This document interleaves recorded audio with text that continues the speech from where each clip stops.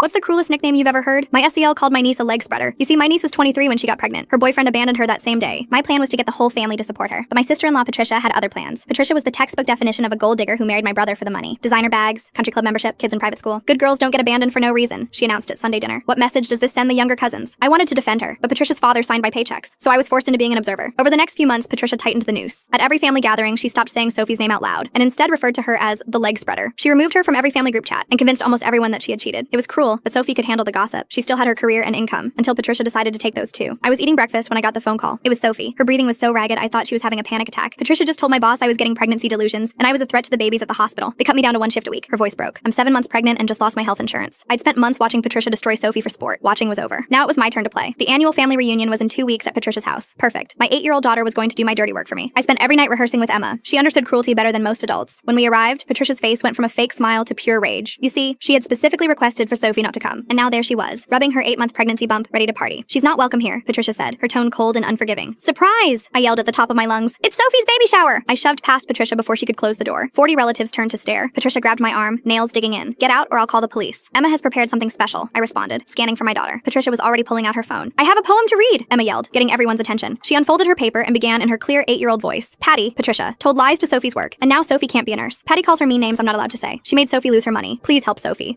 Thanks for listening. Patricia's own husband looked murderous. Sophie's mother gasped. Patricia, you called her workplace? Soon everyone turned to face her, looking for answers. Patricia stood frozen, mouth opening and closing like a fish out of water. Then she fled upstairs, her designer heels clicking on marble. The party transformed into an actual baby shower, relatives apologizing to Sophie, running home for gifts, offering her money for medical bills. I was beaming with pride, for both Sophie and Emma. I figured Patricia would just lick her wounds and F off. But 3 days later, CPS knocked on my door at 7 a.m. They'd received a report that I was exposing minors to asexual content. They interviewed Emma alone. They photographed her handwritten notes as evidence. They said the investigation would take 30 days minimum. I knew then that Patricia wasn't done, and neither was I. Full story on channel, link below.